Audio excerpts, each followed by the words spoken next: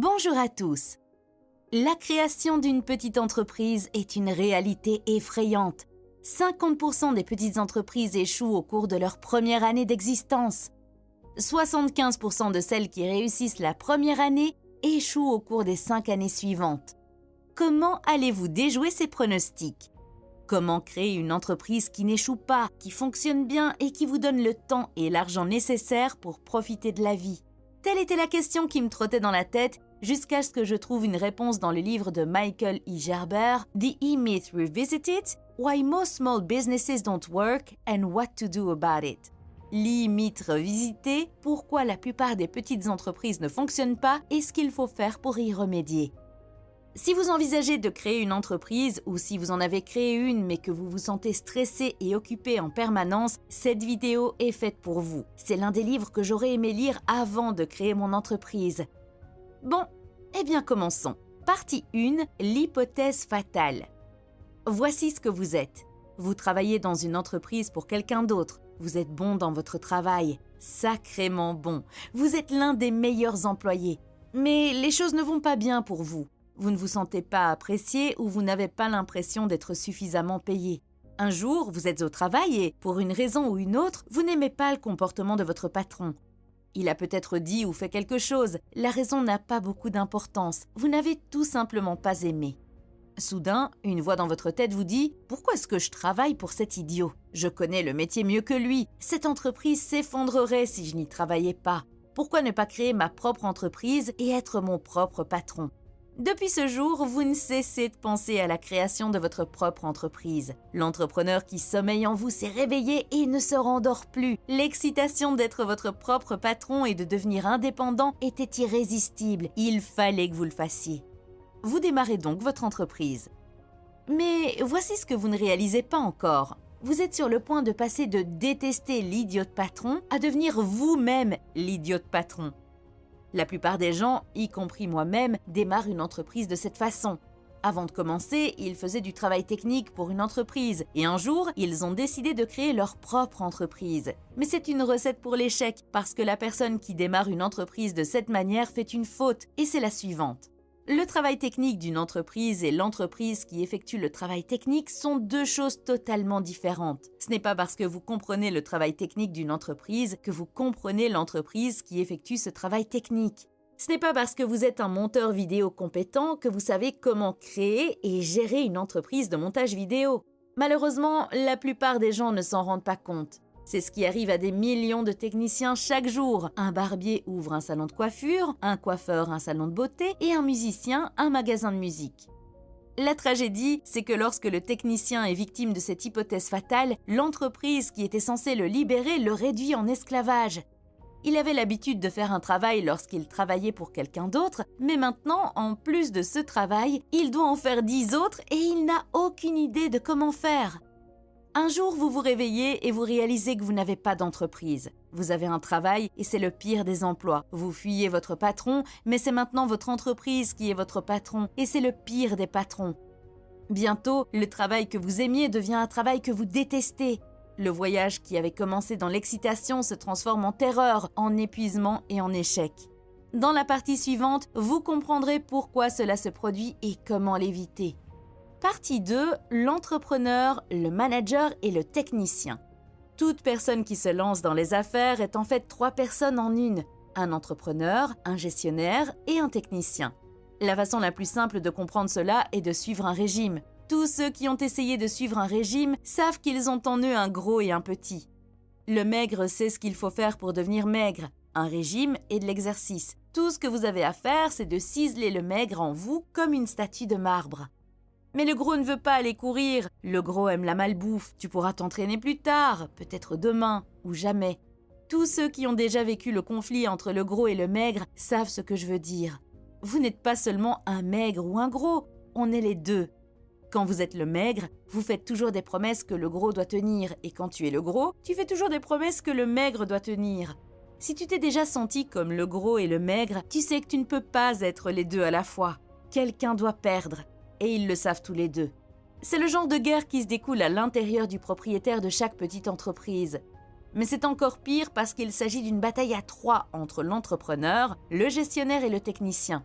Malheureusement, c'est une bataille que personne ne peut gagner. Comprendre les différences qui existent entre eux vous expliquera rapidement pourquoi. Le premier est l'entrepreneur. L'entrepreneur est un visionnaire, le rêveur. C'est lui qui, à l'intérieur de vous, rêvassait en regardant l'horloge et en imaginant une vie meilleure. Il vit dans l'avenir, jamais dans le passé et presque jamais dans le présent. Ils sont vos innovateurs et sont toujours les meilleurs pour travailler avec l'inconnu, transformant le chaos en harmonie. Ils ont un fort besoin de contrôle parce qu'ils ont besoin de contrôler les gens et les événements dans le présent pour réaliser leur vision ou leurs rêves.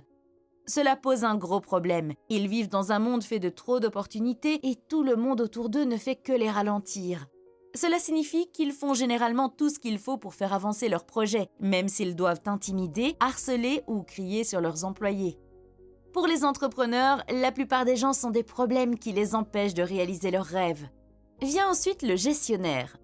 L'entrepreneur a une vision d'avenir pour l'entreprise, mais le gestionnaire qui est en vous veille à ce que l'entreprise fonctionne bien dans le présent. Ils sont pratiques. Le manager veut que les choses soient organisées et en ordre. C'est son travail de nettoyer le désordre de l'entrepreneur. Si vous êtes comme moi, vous avez un tiroir de bric-à-brac chez vous. Il peut se trouver dans votre cuisine, dans un bureau, mais il s'agit d'un tiroir rempli d'objets hétéroclites. Vous ne savez pas comment il s'est retrouvé là, mais un jour vous vous êtes réveillé et il était plein de bric-à-brac. Des élastiques, des vieilles clés dépareillées, une montre cassée, des piles qui sont peut-être mortes et toujours des vis et des clous qui attendent de vous piquer quand vous les mettez à l'intérieur. C'est ce que le directeur voit lorsqu'il découvre l'entreprise d'un entrepreneur. Ils ne peuvent pas travailler dans ce désordre. Ils voient un tiroir de bric-à-brac qui a besoin d'être nettoyé et organisé. Au lieu de tout ranger dans un tiroir ou de faire des piles, le directeur se met au travail avec une étiqueteuse. Chaque chose a une place et doit être remise à sa place. Les clés sont sur un porte-clés, les vis et les clous sont dans des bacs en plastique étiquetés vis et clous, les piles sont testées, puis jetées si elles sont hors d'usage ou placées dans des bacs clairement étiquetés en fonction de leur taille. Les managers traitent les personnes et les tâches d'une entreprise de la même manière qu'ils traitent des tiroirs de bric-à-brac. Ils mettent en place une structure, ils prévoient les problèmes à venir, chacun a sa place et son travail à faire, et ils veillent à ce que cela se produise. Le technicien. Si vous regardez cette vidéo et que vous voulez quitter votre emploi, vous êtes un technicien. Si vous vous êtes déjà dit « si vous voulez que ce soit bien fait, faites-le vous-même », vous êtes un technicien. Les techniciens aiment la sensation de faire les choses, de mettre la main à la pâte et de vivre dans le présent. Ils ne se soucient pas de l'avenir de l'entreprise, ni des problèmes d'hier, ils veulent juste se mettre au travail. Ils veulent savoir comment le faire et ils veulent que tout le monde les laisse tranquilles. Tout le monde se met en travers du chemin du technicien. L'entrepreneur crée des tâches nouvelles et intéressantes pour le technicien, mais il est toujours en train de l'interrompre ou de le distraire. Le directeur est également un problème parce qu'il veut que les techniciens fassent partie de son système. S'il n'en tenait qu'aux techniciens, il irait travailler tous les jours et ne s'inquiéterait jamais de l'avenir. Mais c'est la pire des mentalités si l'on veut qu'une entreprise survive pendant de nombreuses années. Dans votre vie, vous pouvez probablement voir ces trois personnages en action. Vous pouvez voir comment une partie de vous a besoin d'ordre, tandis qu'une autre partie de vous rêve de l'avenir. Vous pouvez voir comment une autre partie de vous ne supporte pas l'oisiveté et se lance dans le travail en se sentant coupable de ne pas faire quelque chose tout le temps. Pour résumer cette partie, il y a trois personnes en vous, l'entrepreneur, le manager et le technicien. L'entrepreneur rêve, le manager s'inquiète de tout et le technicien fait le travail. Partie 3, les trois phases d'une entreprise. Les entreprises se développent tout comme les personnes. Elles passent par trois stades, la petite enfance, l'adolescence et la maturité. L'enfance, la phase du technicien. C'est ainsi que la plupart des entreprises démarrent, sous la forme d'entreprises dirigées par des techniciens. Vous êtes enfin libéré du patron. C'est un début excitant qui va devenir épuisant. Vous allez devenir un maître jongleur. Chaque jour, vous jonglerez avec des balles en l'air pour effectuer toutes les tâches de votre entreprise. L'une d'entre elles consiste à gérer l'argent de l'entreprise, l'autre à vendre vos produits et services, tout en jonglant avec la publicité, le marketing, les frais juridiques et les impôts. Dans la phase de démarrage, vous ne faites que travailler, travailler et encore travailler. Les heures sont longues, vous pouvez travailler de 12 à 14 heures par jour. Vous travaillez tous les jours, 7 jours sur 7. Même à la maison, vous travaillez. Vous vous investissez totalement dans votre entreprise. Mais il y a un gros problème. Il y a plus de travail que vous ne pouvez en supporter.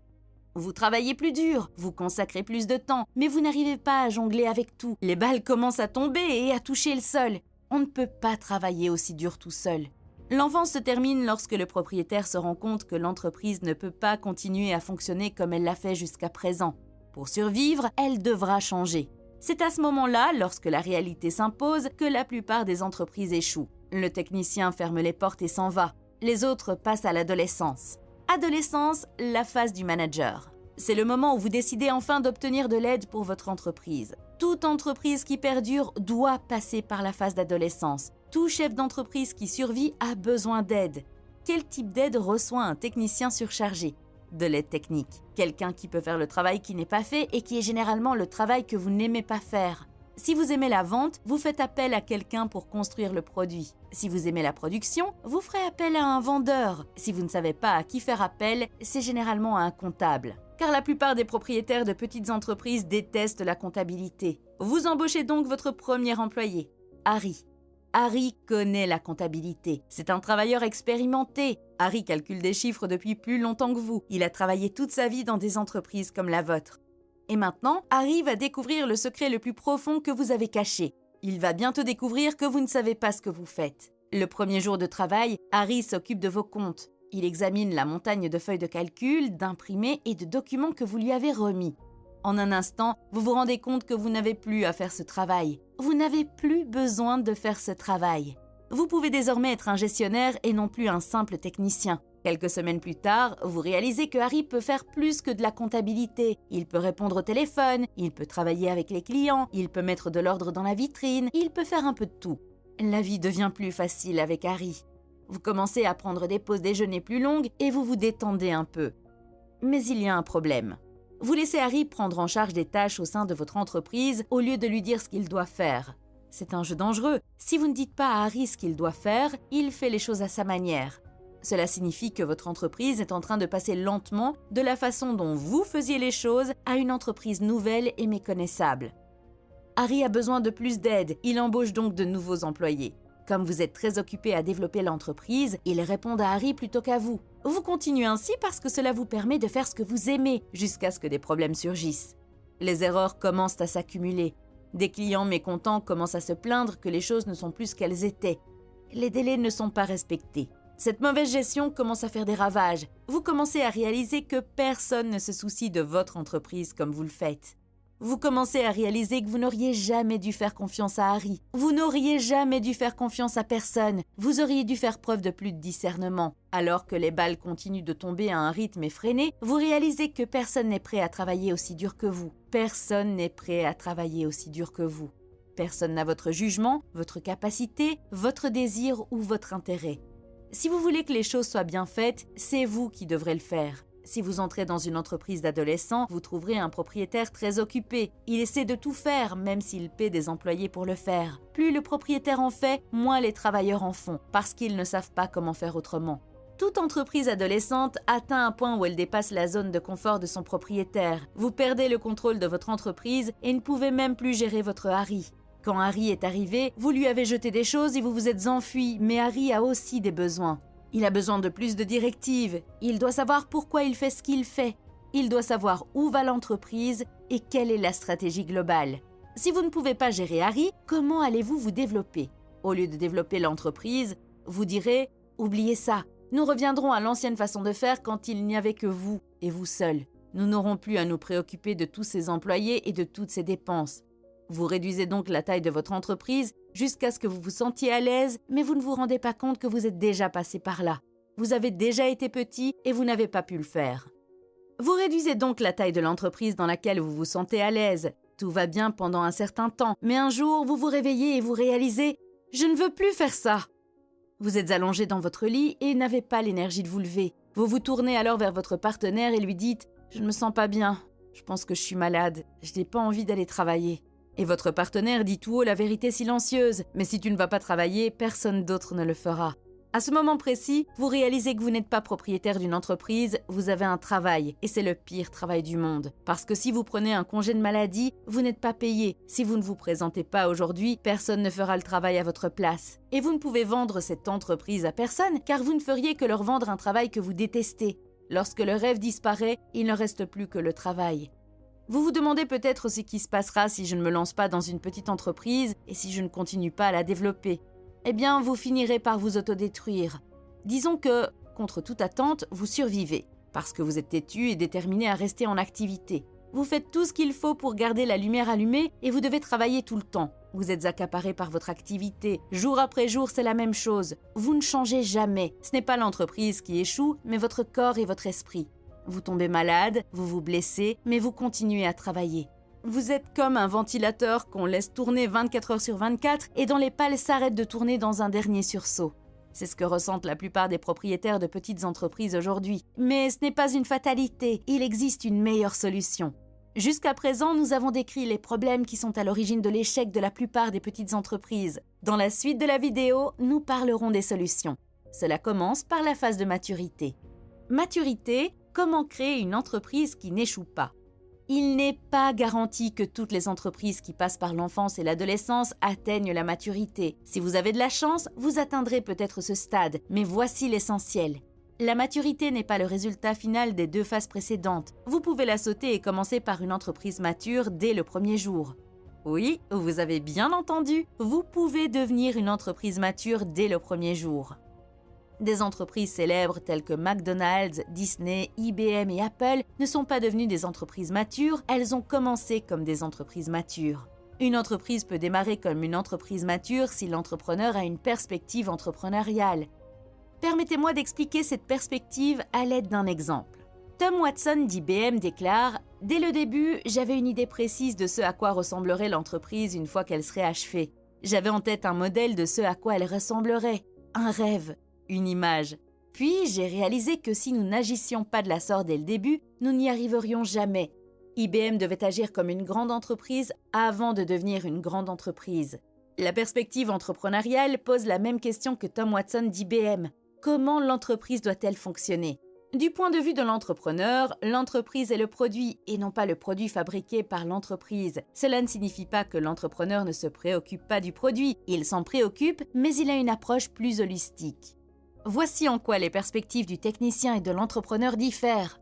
L'entrepreneur considère l'entreprise comme un système, elle produit des résultats pour le client. Le technicien voit l'entreprise comme un endroit où il peut travailler pour lui faire gagner de l'argent. L'entrepreneur commence par avoir une vision claire et travaille ensuite à rebours pour faire de cette vision une réalité. Le technicien n'a pas de vision, il a juste du travail à faire et de l'argent à gagner aujourd'hui. L'entrepreneur voit l'entreprise à travers les yeux de son client. Le technicien voit l'entreprise à travers ses propres yeux. Pour l'entrepreneur, un nouveau client est une nouvelle opportunité. Pour le technicien, un nouveau client est un problème parce qu'il signifie plus de travail. Voici ce qu'il en est. On ne peut pas enseigner la perspective entrepreneuriale à un technicien. N'essayez même pas. Ce dont vous avez besoin, c'est d'un modèle d'entreprise qui permette à l'entrepreneur qui sommeille en vous de faire ce qu'il y a à faire. En même temps, ce modèle d'entreprise doit répondre aux besoins du technicien et du gestionnaire. Un modèle d'entreprise qui répond aux besoins des 3 parties s'appelle un prototype de franchise. Dans la partie suivante, j'expliquerai ce modèle d'entreprise en détail. Partie 4. Modèle de prototype de franchise. La façon la plus simple de comprendre ce modèle d'entreprise est de regarder McDonald's. Gardez à l'esprit que je ne vous dis pas de vous lancer dans la vente de hamburgers. Nous parlons ici de leur modèle d'entreprise. On peut dire beaucoup de choses sur McDonald's. Vous pouvez dire que leur nourriture n'est pas saine. Vous pouvez dire que les gens ne devraient pas manger de la malbouffe. Mais ce que vous ne pouvez pas dire, c'est qu'ils ne tiennent pas leurs promesses parce qu'ils le font. Leur système fonctionne comme une montre suisse. C'est parce que chaque étape de l'entreprise a été testée, ajustée et améliorée jusqu'à ce qu'elle puisse être copiée dans chaque restaurant McDonald's. La nourriture est préparée et servie de la même manière que dans les autres restaurants. La nourriture est préparée et servie de la même manière dans le monde entier. Les galettes de viande surgelée ont la même taille et la même forme. Les cornichons sont placés sur les petits pains selon le même schéma afin qu'ils ne glissent pas du sandwich. Les frites sont maintenues au chaud pendant 7 minutes avant d'être détrempées et les plats sont servis aux clients en 60 secondes ou moins. En fait, chaque problème a été étudié, documenté et systématisé de telle sorte que n'importe quel jeune de 18 ans puisse faire le travail. Comment créer un tel système dans votre entreprise? Tout d'abord, vous devez changer votre point de vue sur ce qu'est une entreprise. Le problème n'est pas votre entreprise, il ne l'a jamais été. Le problème, c'est vous. C'est vous qui l'avez toujours été et qui le serez toujours. Rien ne changera tant que vous n'aurez pas changé votre point de vue sur ce qu'est une entreprise et sur la manière dont elle fonctionne. Deuxièmement, chaque jour doit être consacré à travailler sur votre entreprise et non dans votre entreprise. Voyez votre entreprise comme un produit sur une étagère. Voyez-la comme une machine dont les pièces sont reliées entre elles et posez-vous la question: comment faire en sorte que mon entreprise fonctionne sans moi? Comment faire en sorte que mes collaborateurs travaillent sans que j'intervienne en permanence? Comment puis-je systématiser mon entreprise de telle sorte qu'elle puisse être reproduite 5000 fois et que la 5001e unité fonctionne aussi bien que la première? Prétendez que vous allez franchiser votre entreprise. Faites comme si votre entreprise était un modèle que vous copierez et créerez 5000 autres entreprises comme elle. Pas presque comme elle, mais exactement comme elle, des clones parfaits. Après avoir posé toutes ces questions, vous vous rendrez compte que vous devez créer des systèmes pour tout. Vous devez créer une entreprise qui dépend d'un système et non d'une personne. Si le succès de votre entreprise dépend de l'embauche d'experts, il vous sera extrêmement difficile de réussir. Les experts sont difficiles à trouver et coûtent cher. Au lieu de cela, mettez en place des systèmes de manière à ce que même une personne peu qualifiée puisse faire le travail efficacement. Cela ne signifie pas que vous devez embaucher n'importe qui dans la rue. Par exemple, si vous avez besoin d'un comptable, vous aurez toujours besoin d'une personne ayant des connaissances en comptabilité. Toutefois, si votre système d'entreprise est bien conçu, vous n'aurez pas besoin d'un expert de haut niveau. Un comptable moins expérimenté peut également faire le travail correctement. C'est ce que l'auteur entend par la création d'une entreprise dépendante d'un système. Pour créer une entreprise dépendante d'un système, vous avez besoin de listes de contrôle pour chaque tâche. Vous avez besoin d'un manuel sur comment faire avec des instructions étape par étape pour que n'importe qui puisse faire ce que vous faites.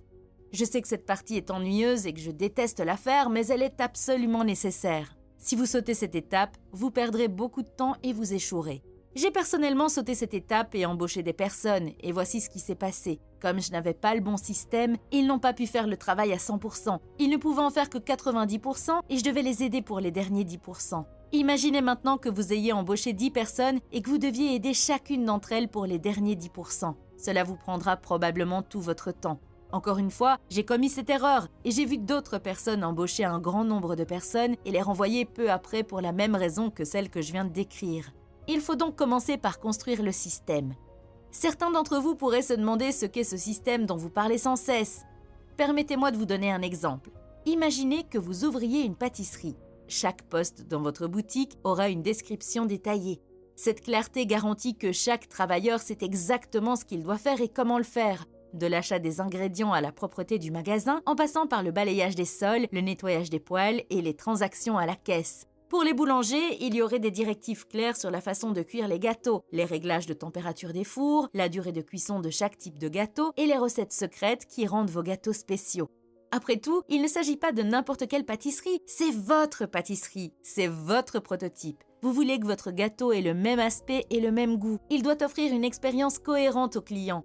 La construction du prototype de votre entreprise est un processus continu. Il ne s'agit pas d'un processus unique qui se termine une fois pour toutes. L'auteur appelle cela un processus de développement de l'entreprise que nous aborderons dans la partie suivante. Partie 5. Processus de développement de l'entreprise. Ce processus comprend 3 étapes: l'innovation, la quantification et l'orchestration. L'orchestration consiste à poser la question suivante: quel système pouvons-nous améliorer dans notre entreprise pour aider nos clients? N'oubliez pas que ce n'est pas le produit qui doit être innové, mais la manière dont votre entreprise fonctionne et vend ses produits. Il n'est pas nécessaire de mettre en œuvre de grandes innovations. Par exemple, quelle couleur de costume vos employés doivent-ils porter pour réaliser le plus grand nombre de ventes? Est-ce un costume marron, bleu ou noir? Testez-le pendant 2 semaines. Vous constaterez peut-être que même votre meilleur vendeur gagne moins d'argent lorsqu'il porte un costume marron et que les ventes de votre pire vendeur ont presque doublé lorsqu'il portait un costume bleu. Voici un autre test à essayer. Au lieu d'accueillir les clients à l'ancienne en leur demandant « Puis-je vous aider ?», dites « Bonjour, êtes-vous déjà venu ici ?» Ce simple changement fait passer la conversation d'une question oui ou non à une invitation à parler. Si la personne vous répond qu'elle est déjà venue dans votre magasin, c'est parfait. Nous sommes ravis que vous soyez de retour. Voici une offre spéciale pour les clients réguliers. S'ils ne sont jamais venus dans votre magasin, bienvenue. Nous avons une réduction spéciale pour les nouveaux clients. Ce sont de petites modifications comme celle-ci qui peuvent entraîner des changements spectaculaires pour votre entreprise. Mais comment savoir si les innovations et les tests que vous avez effectués fonctionnent? C'est là qu'intervient la quantification, qui est la 2e étape du processus. Cela signifie que vous allez trouver les données de votre entreprise. Au lieu de vagues sentiments, vous saurez avec certitude quelles sont les performances de votre entreprise après avoir effectué un changement. Repensez aux costumes de différentes couleurs. Vous pouvez suivre et voir combien d'argent a été gagné par chaque couleur. Si les ventes augmentent de 16% pour les vendeurs portant des costumes bleus, ceux-ci deviennent le nouvel uniforme. L'astuce consiste à suivre les données pendant une courte période afin d'obtenir une base de référence. Vous savez ainsi ce qui est normal dans votre entreprise. Ensuite, vous apportez un changement. Si les données montrent que l'entreprise s'améliore, vous maintenez le changement. Dans le cas contraire, maintenez les choses en l'état ou effectuez un autre test. Une fois les tests terminés, vous décidez ce qu'il convient de conserver. Cette dernière étape s'appelle l'orchestration. Vous prenez toutes les leçons tirées de l'innovation ainsi que les preuves issues de la quantification et vous créez un nouveau système pour votre entreprise. Vous avez découvert que les costumes noirs et ce nouveau message d'accueil doublaient vos ventes. Votre uniforme standard devient donc un costume noir et vous apprenez à tous vos employés à accueillir les clients en leur demandant s'ils sont déjà venus. Vous ne devinez pas, vous l'avez testé, vous l'avez prouvé, vous répétez ce processus pour chaque étape de l'entreprise afin de créer un système qui peut fonctionner pour n'importe qui. C'est la dernière partie. Permettez-moi de récapituler tout ce que nous avons abordé dans cette vidéo. Nous avons commencé par l'hypothèse fatale. Ce n'est pas parce que vous comprenez le travail technique d'une entreprise que vous comprenez l'entreprise qui fait ce travail technique. Chaque entrepreneur est 3 personnes en une, l'entrepreneur, le manager et le technicien. Chacun d'entre eux a des attentes différentes et vous entraîne dans des directions différentes. L'entrepreneur est le visionnaire et l'innovateur. Le gestionnaire veut un fonctionnement harmonieux et de l'ordre. Et le technicien veut se concentrer sur les tâches immédiates et rien d'autre. Phase de l'entreprise. La phase de démarrage. Le propriétaire s'occupe de toutes les tâches, ce qui le conduit à l'épuisement et à l'échec. Adolescence.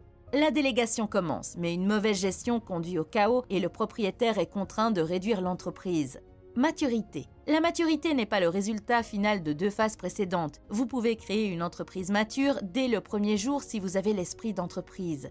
Modèle de prototype de franchise. Ce modèle se concentre sur la création d'une entreprise qui peut fonctionner sans vous, comme une franchise. Pour construire un tel modèle, vous devez créer une entreprise qui dépend des systèmes et non des personnes. Vous devez considérer l'entreprise comme un produit et travailler sur votre entreprise et non en elle. Enfin, nous avons parlé du processus de développement des entreprises qui comprend 3 parties. L'innovation, recherche permanente de moyens d'améliorer la manière dont l'entreprise sert ses clients.